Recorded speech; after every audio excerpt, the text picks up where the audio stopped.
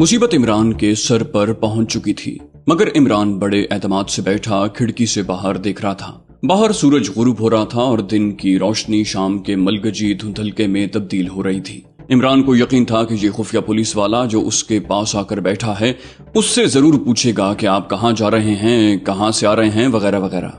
इमरान ने उन तमाम सवालों के जवाब अपने जहन में सोच रखे थे। एक बात उसने तय कर ली थी कि वो अपने आप को मुसलमान ही बताएगा, हिंदू जाहिर नहीं करेगा, और ऐसा ही हुआ।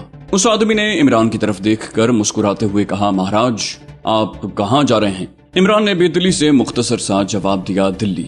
वो आदमी बोला, कैसा इत्तेफाक है, मैं भी दिल्ली जा रहा हूँ।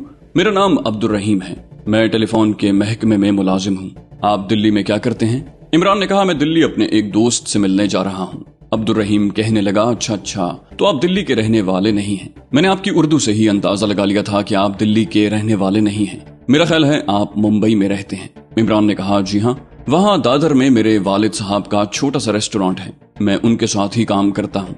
अब्दुल रहीम ने कहा, आप मुझे मुसलमान लगते हैं। इमरान ने कहा, जी हाँ, और खिड़की से बाहर गुरूब होते सूरज को देखने लगा। अंदर से वो परेशान था कि ये आदमी इतनी आसानी से उसकी जान नहीं छोड़ेगा और दिल्ली तक उसकी निगरानी करता उसके साथ ही जाएगा। इमरान ने यही सोचा था कि अगर ये शख्स शक व शुबे में उसे ग्वालियर या आगरे में पुलिस के हवाले नहीं करता और दिल्ली तक उसके साथ जाता है तो वो दिल्ली पहुंचकर इससे छुटकारा हासिल करने की कोशिश करेगा। अब्दुल रहीम ने पूछा, आपका नाम क्या है? इमरान ने कहा, अब्दुल करीम।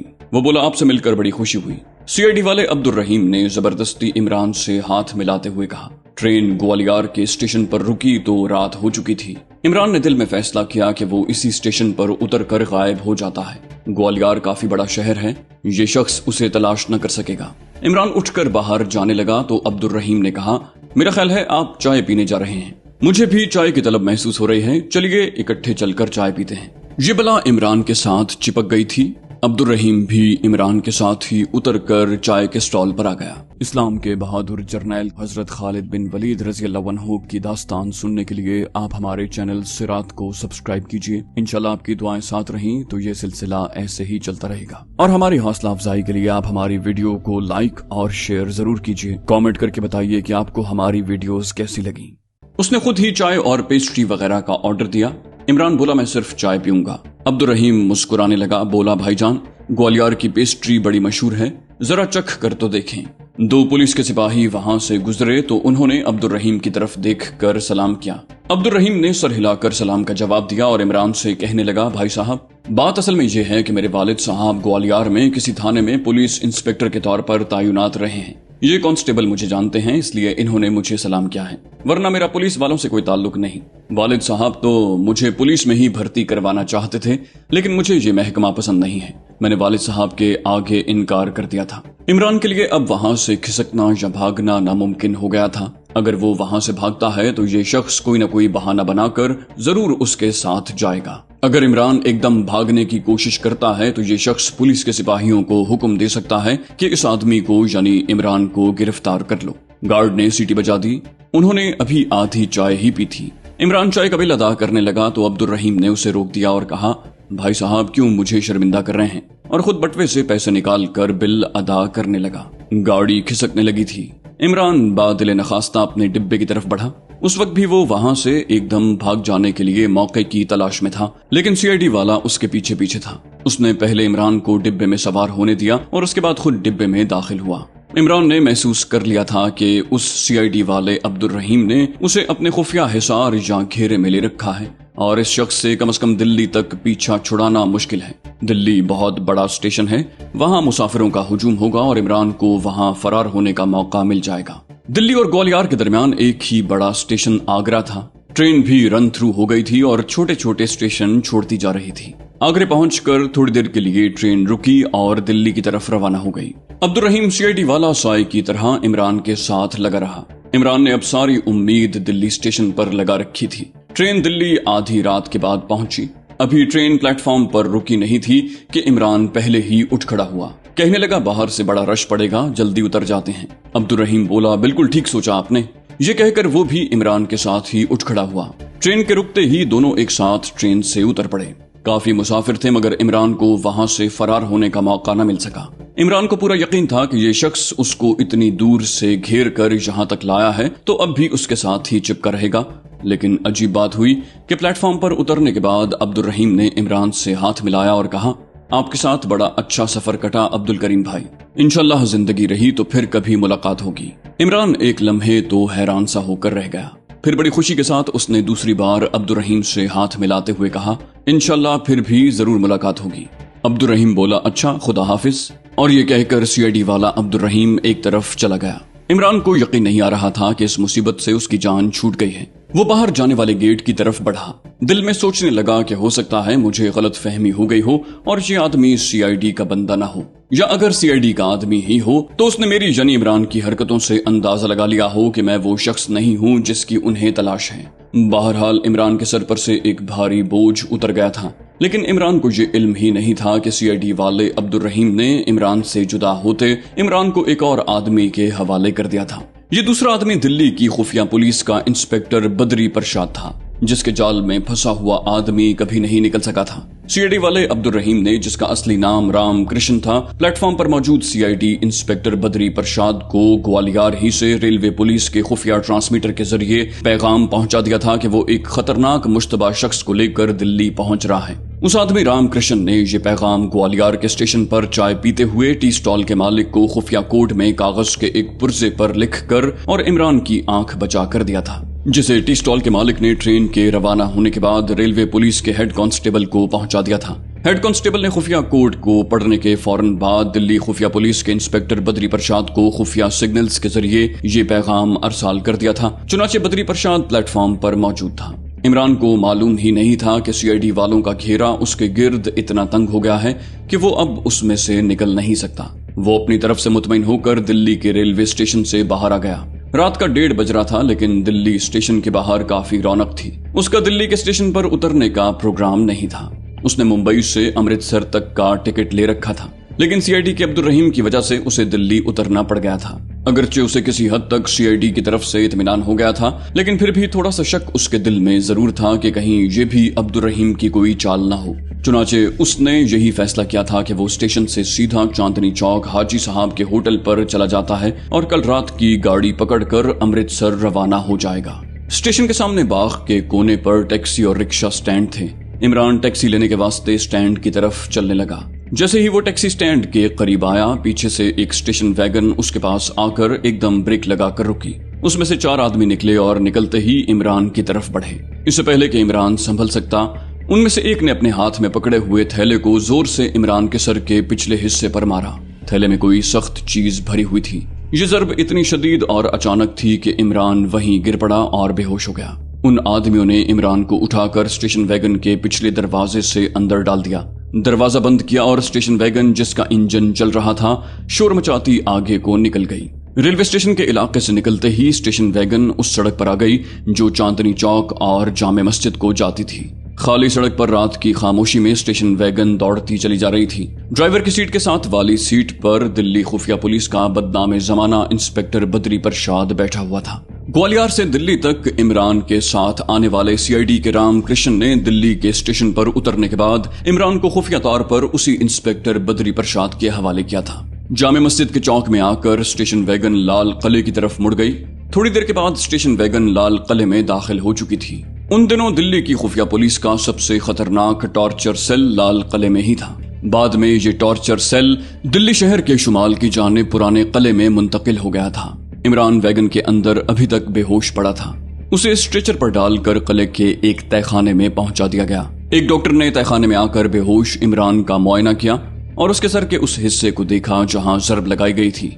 वहां सूजन पड़ गई थी मगर जख्म नहीं हुआ था। इंस्पेक्टर बदरी प्रसाद डॉक्टर के पास खड़ा था। डॉक्टर ने इमरान की नब्ज भी देखी और कहा, मैं इसे इंजेक्शन लगा रहा हूँ, कुछ देर के बाद ये होश में आ जाएगा। डॉक्टर ने इमरान के बाजू पर इंजेक्शन लगाया और चला गया। इंस्पेक्टर बदरी प्रसाद भी इमरान पर तहखाने में जलते हुए बल्ब की रोशनी में एक नजर डालने के बाद बाहर चला गया। बाहर 2 मुसल्लह संतरी पहरे पर खड़े थे। इंस्पेक्टर ने उन्हें कहा, ये बड़ा खतरनाक डाकू है, होशियार होकर पहरा देना। दोनों में से एक संतरी ने जोर से एड़ियां बजाते हुए कहा, ठीक है सर। इंस्पेक्टर बद्री प्रसाद किले की ऊपर वाली मंजिल में अपने ऑफिस में आ गया और अलमारी में से गुज़श्ता 5 साल में कश्मीरी कमांडोज जो पकड़े गए थे और उनमें से कुछ शहीद हो गए थे और कुछ फरार हो गए थे, उनका रिकॉर्ड निकाल कर देखने लगा। इतने में इंटेलिजेंस ऑफिसर रामकृष्ण भी आ गया। ये वही सीआईडी वाला आदमी था जिसने ग्वालियर से दिल्ली तक इमरान के साथ अब्दुल रहीम बनकर सफर किया था और दिल्ली आकर उसे खुफिया तौर पर इंस्पेक्टर बद्री प्रसाद के हवाले कर दिया था। कमरे में दाखिल होने के बाद इंटेलिजेंस ऑफिसर रामकृष्ण ने नमस्कार किया और कहा, सर इसे होश आया है कि नहीं?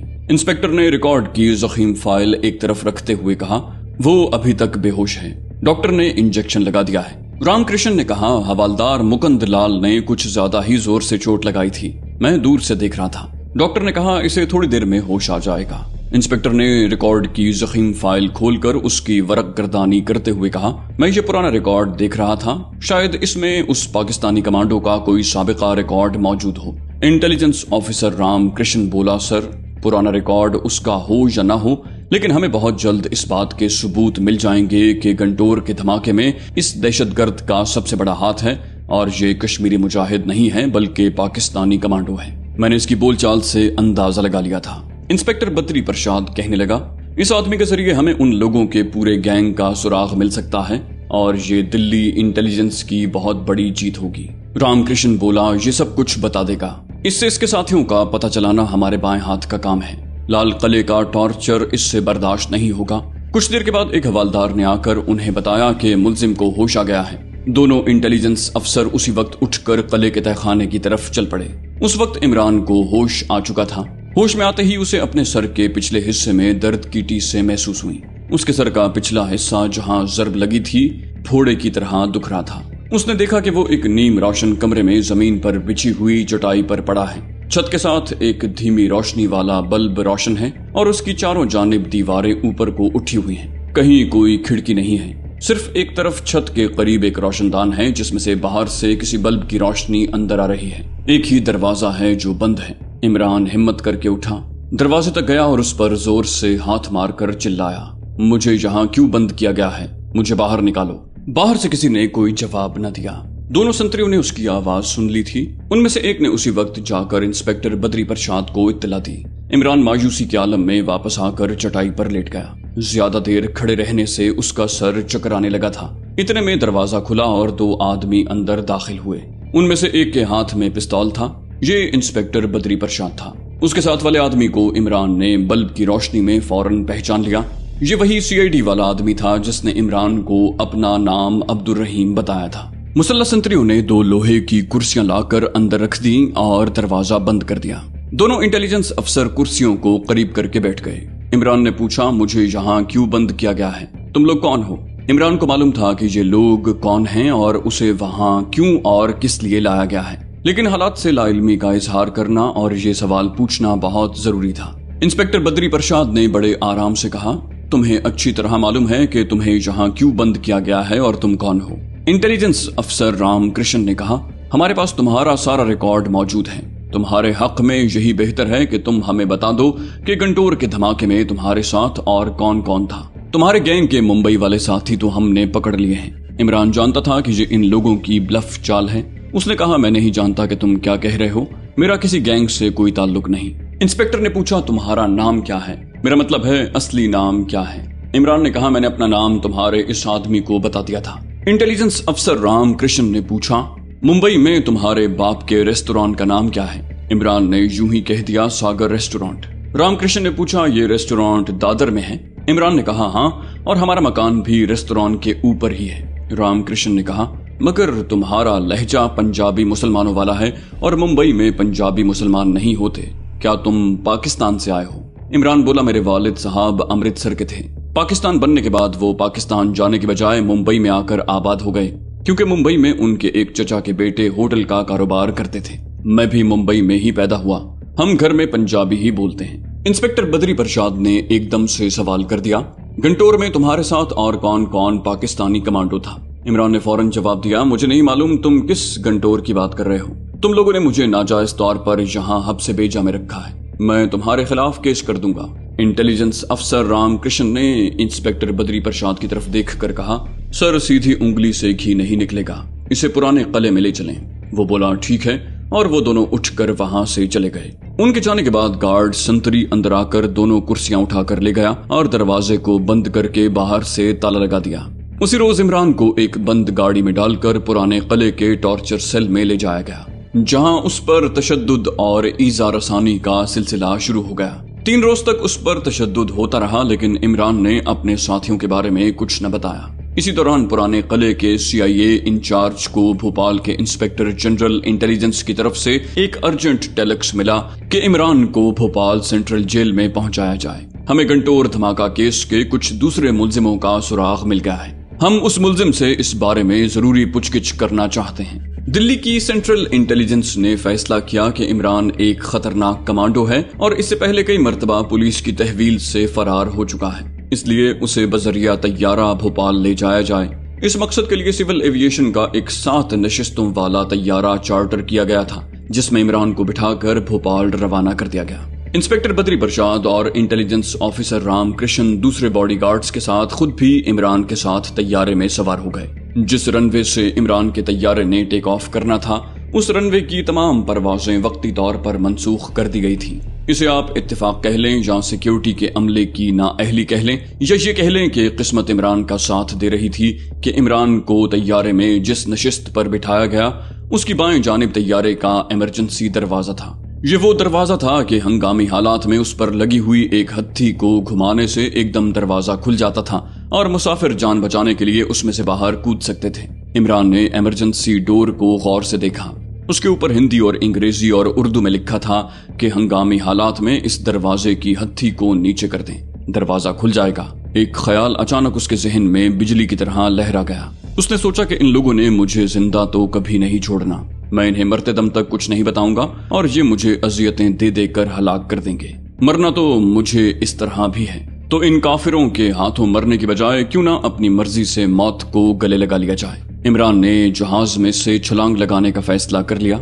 यह फैसला भी एक तरह से खुदकुशी के बराबर था, लेकिन उसमें 1% बचने की उम्मीद थी। उसकी 2 वजूहात थी। एक तो इमरान जानता था कि छोटा तैयारा ज्यादा बुलंदी पर परवाज नहीं करता। दूसरे, उसे यह भी इल्म था कि दिल्ली और भोपाल के दरमियान दरिया भी आते हैं और घने जंगल भी आते हैं, बल्कि भारत के सबसे ज्यादा खतरनाक और घने जंगल भोपाल के इर्द गिर्द के इलाके में ही वाक़ हैं। तैयारे से छलांग लगाने के लिए अगर वो किसी जंगल में दरख्तों के ऊपर गिरता है तो वो शदीद जख्मी तो जरूर होगा, लेकिन इस बात का इम्कान मौजूद है कि वो जिंदा बच जाए। उसके मुकाबले में अगर वो तैयारे में से किसी दरिया में छलांग लगाता है तो उसमें जख्मी होने के भी इम्कानात कम थे।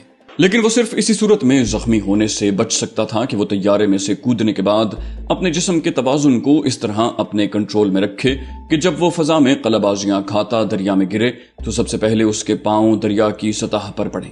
सर और पेट के बल दरिया की सतह से टकराने की सूरत में उसकी मौत वाक़ई हो सकती थी, क्योंकि फजा में छलांग लगाने के बाद जैसे जैसे आदमी जमीन की तरफ गिरता है उसकी स्पीड में इजाफा होता जाता है और वो इतने जोर से दरिया की सतह से टकराता है कि उसका जिस्म फट सकता है। और अगर आदमी के सबसे पहले पांव पानी की चादर से टकराएं तो पानी की सतह ज्यादा मज़ाहमत नहीं करती और आदमी बड़ी तेजी से सीधा गहराई में उतर जाता है। तैयारा फौरन ही टेक ऑफ कर गया। तैयारे ने उड़ान भरने के बाद एक छोटा सा चक्कर लगाया और अपना रुख भोपाल की तरफ कर लिया। तैयारे ने आगरा, ग्वालियर और झांसी के ऊपर से गुजरकर भोपाल पहुंचना था। इमरान उन इलाकों के कोहिस्तानी रेंज से किसी हद तक वाकिफ था। उसे मालूम था कि आगरा और ग्वालियर के दरमियान वादी चंबल के घने और दुश्वार गुजार जंगल हैं, जो शुरू ही से डाकुओं और जराइम पेशा अफराद की आमाजगाह रहा है। और उस जंगल में 2 या 3 दरिया बहते हैं, जिनमें से एक दरियाए जमुना भी है। इमरान को तैयारे के फजाई रस्ते का अंदाजा नहीं था। तैयारे की रफ्तार से उसने हिसाब लगा लिया कि ये छोटा तैयारा कम से कम घंटे 1.5 घंटे के बाद वादी चंबल के जंगल के ऊपर से गुजरेगा। ये भी उसकी खुशकिस्मती थी कि तैयारा ज्यादा बुलंदी पर नहीं उड़ रहा था और गाड़ी के शीशे में से उसे नीचे मकान, सड़कें और सड़कों पर दौड़ती गाड़ियां दिखाई दे रही थी। 10-15 मिनट के बाद वो गोल खिड़की के शीशे में से नीचे देख लेता। पायलट ने एक रफ्तार सेट कर ली थी और उसी रफ्तार से परवाज कर रहा था। इमरान की अगली सीट पर भी एक कांस्टेबल बैठा हुआ था, पिछली सीट पर भी एक कांस्टेबल था और उसके साथ वाली सीट पर इंस्पेक्टर बद्री प्रसाद खुद बैठा हुआ था। उन लोगों ने इमरान को इस तरह अपने हिसार में ले रखा था कि इमरान के लिए उठकर बाथरूम जाना भी मुश्किल था। लेकिन हंगामी दरवाजा उसकी बाएं जानिब था। यही दरवाजा उसकी उम्मीद की आखिरी किरण था। आम हालात में इमरान उस दरवाजे में से बगैर पैराशूट के छलांग लगाने का तसव्वुर भी नहीं कर सकता था, लेकिन अब उसके लिए जान का खतरा मोल लेना जरूरी हो गया था। नीचे से एक शहर की इमारतें, सड़कें वगैरह गुजर रही थीं।